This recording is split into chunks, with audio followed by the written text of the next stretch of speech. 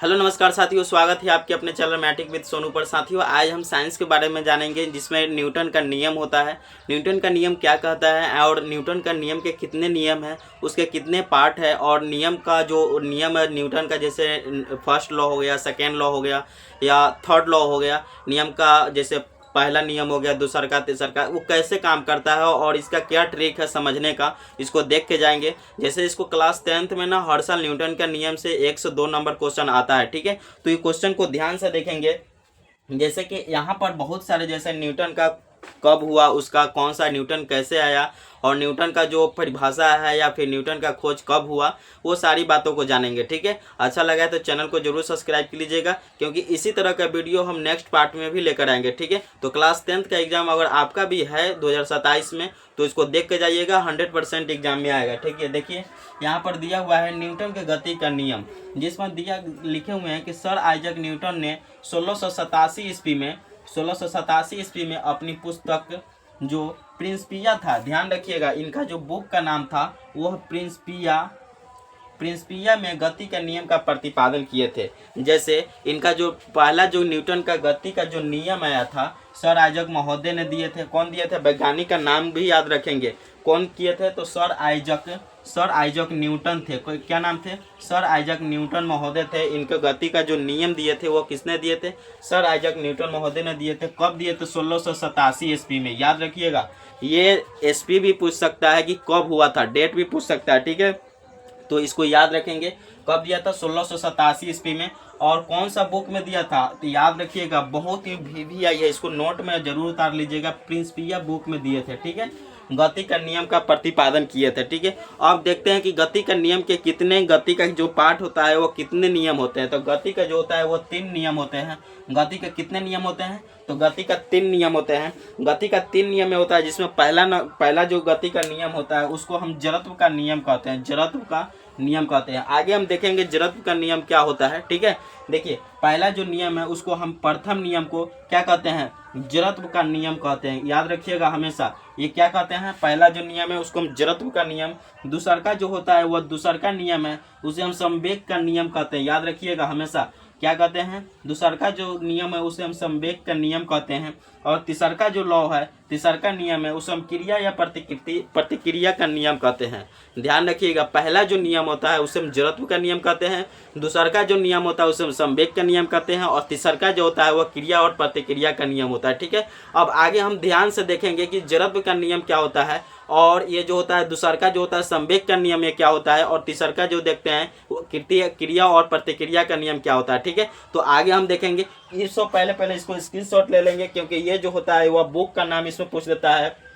कब हुआ था प्रकाशित? 1687 में। वैज्ञानिक का नाम क्या थे? तो सर आइजक न्यूटन महोदय थे। इसको याद कर लीजिएगा, सीधा कोड कह देता है कि न्यूटन के गति का नियम किसने दिया था, तो सर आइजक न्यूटन। बहुत सारे बच्चे को सीधा न्यूटन याद रहता है, लेकिन सर आइजक याद नहीं रहता। ये भी आगे दे देगा तो कंफ्यूज नहीं होना है, ठीक है। यहाँ पर दे देता है सर आइजक न्यूटन, इसमें भी ये लगा देता है सर आइजक न्यूटन। न्यूटन तो सबको पता रहता है, गति का नियम का प्रतिपादन किसने किया था, तो न्यूटन महोदय। लेकिन इसको भी याद रखिएगा, सर आइजक लगा दे तो कंफ्यूज नहीं होना, ठीक है। सर आइजक महोदय ने न्यूटन ने कब दिया था? 1687। कौन सी बुक में दिए थे, कौन सी बुक में लिखे थे? तो ये प्रिंसिपिया बुक में, याद रखिएगा हमेशा, ठीक है। न्यूटन के कितने नियम है? तो 3 रखेंगे। इसमें बहुत सारे बच्चे कंफ्यूज आते हैं, जैसे प्रावर्तन अपवर्तन का तो 2 नियम होता है, लेकिन न्यूटन का कितने नियम होते हैं? तो 3। उसमें कंफ्यूजन होने के कारण बच्चे 2 में टिक मार के आगे बढ़ जाते हैं, और उनका सवाल का जवाब जो होता है वो गलत हो जाता है। तो याद रखिएगा, न्यूटन के कितने नियम है? 3 नियम है। और कौन कौन सा है?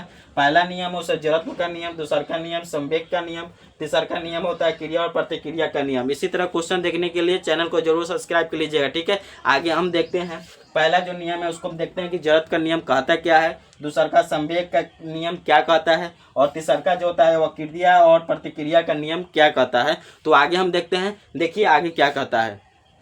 देखिए न्यूटन का जो 3 नियम होते हैं, जिसमें पहला हम बताए थे जड़त्व का नियम, और दूसरा का बतलाए थे संवेग का नियम, और तीसरा का क्रिया और प्रतिक्रिया का नियम। सबसे पहले हम पहला नियम देखते हैं, जो जड़त्व का नियम कहता क्या है। देखिए कोई भी नियम, जैसे नियम पढ़ने से पहले उसको समझिएगा कि वो नियम कहना क्या चाहते हैं। उसके बाद जब समझ लेंगे तो अपने आप ट्रिक पर वो बैठने लगता है। ठीक है, तो देखिए पहला नियम क्या कहता है। पहला नियम जो है वो प्रथम नियम है, वो जड़त्व का नियम कहता है। ठीक है, जड़त्व का नियम कह रहा है कि कोई भी वस्तु विराम अवस्था में कोई भी वस्तु विराम अवस्था कहने का मतलब यह हुआ कि कोई भी वस्तु स्थिर है। विराम मतलब स्थिर, रुका हुआ है। विराम मतलब रुका हुआ है। ठीक है, ध्यान से समझिएगा। अगर समझ लेते हैं तो आपको कभी भी कंफ्यूजन नहीं होगा, और जब भी परिभाषा लिखने की बात आएगी तो आप अपने नियम से अपने शब्दों में उसको लिख सकते हैं। ठीक है, तो सबसे पहले उसको हम समझने की कोशिश करते हैं कि कहता क्या है। देखिए पहला नियम जो कह रहा है कि कोई भी वस्तु अगर विराम अवस्था में है तो वह विराम अवस्था में ही रहेगी। जैसे मान लीजिए कि ये पेन है, ये ठीक है, ये मार्कर है, इसको हम ऐसे रखे हुए हैं, तो इसको ये मान लीजिए ये रखा हुआ है, इस पर हम कोई भी बल, इस पर हम फोर्स नहीं कर रहे हैं। ये रखा हुआ है तो रखा ही हुआ है। क्यों? क्योंकि जब तक इस पर हम कोई बाहरी फोर्स नहीं लगाएंगे, फोर्स करने का मतलब है कि बल, अगर मान लीजिए ये स्थिर है, इस पर हम ऐसे दबाव लगाएं, इसको हम दबाव लगाएं तो देखिए ये अलग जा रहा है, यानी कि गति कर रहा है, और जैसे ही हम अपना फोर्स को हटा लेते हैं वो जाकर स्थिर हो जा रहा है।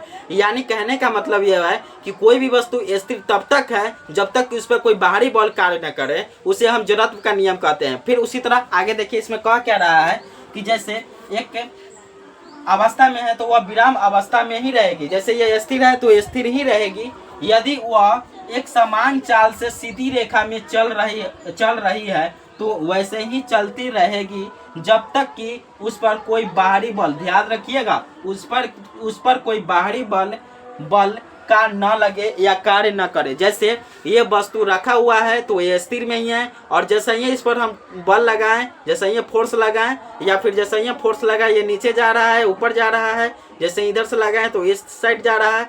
यानी कि ये जो मेरा इस साइड से, राइट साइड से जो मेरा ये बल लग रहा है, तो ये बल लगने के बाद ये जो मार्कर है ये गति करने लग रहा है, यानी, और इसको हम छोड़ देते हैं जैसे, तो सही स्थिर की स्थिर ही है।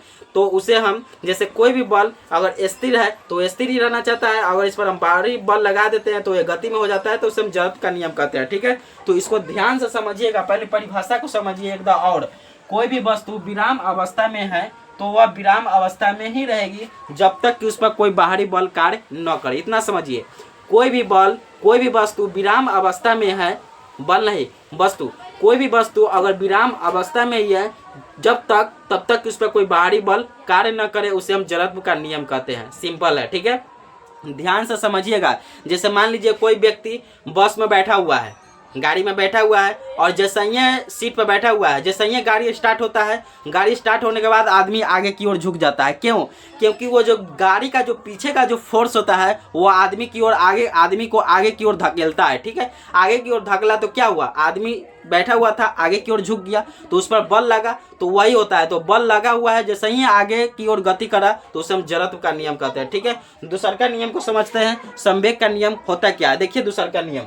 देखिए दूसरा का नियम क्या कहता है। दूसरा का नियम जो होता है, जिसे हम संवेग का नियम कह रहे थे, दूसरा का नियम जो होता है वो संवेग का नियम। पहला नियम हम जड़त्व का नियम देख लिए हैं, दूसरा का नियम देख रहे हैं संवेग का नियम, जिसको दूसरा नियम कहते हैं। तो ये कह क्या रहा है कि किसी वस्तु के संवेग परिवर्तन की दर, याद रखिएगा, किसी वस्तु के संवेग परिवर्तन की दर पर लगाए गए बल के समानुपाती होती है, और संवेग परिवर्तन की दर उसी दिशा में, देखिए जिस दिशा में संवेग परिवर्तन होगा उसी लगाए गए बल के समानुपाती संवेग परिवर्तन। सबसे पहले किसी वस्तु के संवेग परिवर्तन की दर लगाए गए बल के समानुपाती होती है, और संवेग परिवर्तन उसी दिशा में होती है जिस दिशा में बल लगाया जाता है। ठीक है, लगाए गए बल के समानुपाती होती है, और संवेग परिवर्तन की दर उसी दिशा में होता है जिस दिशा में बल लगाया जाता है। ठीक है, तो यहाँ फार्मूला कर दिया हुआ है कि F बराबर m में। F जो है ये बल है, और m जो होता है वो द्रव्यमान होता है, यानी कि मास होता है, और a जो होता है वो त्वरण होता है। इसको इंग्लिश में है F बराबर m a, यानी m गुने a, और बल बराबर होता है द्रव्यमान गुने त्वरण। ठीक है, यहाँ पर जो ये जो नियम है, ये नियम बताता है कि बल का व्यंजक यानी परिणाम क्या होता है। ये नियम जो बताता है वो बल का व्यंजक बतलाता है। ठीक है, तो ये हुआ मेरा दूसरा का नियम। तीसरा का नियम क्या कहता है, देखिए तीसरा का नियम क्या करता है, क्रिया और प्रतिक्रिया का जो नियम होता है तीसरा का नियम, वो क्या कहता है। देखिए तीसरा नियम क्या कहता है? तीसरा नियम जो हम बतलाए थे वह तृतीय नियम जो होता है, तीसरा नियम या तृतीय नियम क्रिया या प्रतिक्रिया का नियम। क्रिया और प्रतिक्रिया, पहला नियम जड़त्व का नियम देख लिए थे, दूसरा का नियम हम संवेग का नियम देख लिए थे, और तीसरा का जो नियम होता है वह क्रिया और प्रतिक्रिया का नियम। क्रिया और प्रतिक्रिया होता क्या है पहले वो देखते हैं। देखिए, प्रत्येक क्रिया के बराबर परंतु विपरीत दिशा में प्रतिक्रिया होती है। जैसे मान लीजिए कि हम स्प्रिंग होता है, तो स्प्रिंग जैसे था, स्प्रिंग नहीं, जैसे मान लीजिए कि कोई गोली चलाता है और गोली चलाने के बाद गोली जैसे ही चलाता है, गोली जब बंदूक से निकलता है तो वो क्या हुआ, इधर से हम क्रिया किए और जैसे ही हम बंदूक जैसे बाहर निकलता है, बंदूक हमको पीछे की ओर भी झुकाता है, यानी कि पीछे की ओर ही झुकता है, यानी कि हम आगे की ओर फोर्स दिए और वह फिर पीछे दिया, यानी कि क्रिया के बीच क्या हो रहा है, विपरीत क्या हो रहा है, प्रतिक्रिया हो रहा है। जैसे कुआं से अगर हम कुआं में से पानी निकालते हैं बाल्टी से, और उसमें से पानी निकाले और जैसे ही आधा पर आकर बाल्टी टूट गया, तो बाल्टी टूट गया तो क्या हुआ, वो नीचे गया। जैसे ही हम पीछे खींच रहे थे, बाल्टी को ऊपर की ओर खींच रहे थे और टूटा तो क्या हुआ, नीचे चल गया, यानी क्रिया के विपरीत क्या हो रहा है, प्रतिक्रिया हो रहा है। तो उसी को हम क्रिया और प्रतिक्रिया का नियम कहते हैं। जैसे कि यहाँ पर दिया हुआ है कि प्रत्येक क्रिया के बराबर परंतु विपरीत दिशा में प्रतिक्रिया होती है। एग्जाम्पल में रॉकेट का उड़ना, रॉकेट क्या होता है, वो उड़ता है और रॉकेट उड़ने के बाद भी क्या होता है, फिर वह बैक की ओर मारता है, जैसे जाता है फिर बैक आता है, तो क्रिया का क्या हो रहा है, प्रतिक्रिया हो रहा है। दूसरा का एग्जाम्पल में कुएं से पानी खींचते समय रस्सी टूटने पर पीछे की ओर गिरना। जैसे ये पानी निकाल रहे थे और बीच में टूट गया, तो ऊपर की ओर हम जैसे रस्सी से पानी खींच रहे थे, टूटने के बाद क्या हुआ, बाल्टी नीचे की ओर जाएगा, तो ये क्रिया हो रहा था, जबकि टूटा तो वो नीचे चल गया, यानी कि प्रतिक्रिया हुआ। तो क्रिया के विपरीत प्रतिक्रिया हो उसे हम क्या करते हैं, क्रिया और प्रतिक्रिया का नियम कहते हैं, जो न्यूटन का तीसरा नियम होता है। तो पहला नियम जड़त्व का नियम, दूसरा का संवेग का नियम, तीसरा प्रतिक्रिया और क्रिया का नियम, क्रिया और प्रतिक्रिया का नियम देख लिए। ये VVI है, ऑब्जेक्टिव में भी आता है और सब्जेक्टिव में तो हर साल आता ही है। प्रीवियस ईयर अगर आप देखते हैं तो ये हर साल आता है, क्वेश्चन को मिस नहीं करिएगा, देख के जाइए, ठीक है, ध्यान से देखिएगा, क्योंकि ये जो क्वेश्चन है हर साल आता है। अगर अच्छा लगा है तो चैनल को जरूर सब्सक्राइब कर लीजिएगा, क्योंकि इसी तरह हम रिलेटेड अच्छा टॉपिक लेकर आते रहेंगे। कमेंट करके बताइए कैसा लगा वीडियो, ठीक है। मिलते हैं नेक्स्ट वीडियो में। जय हिंद, जय भारत।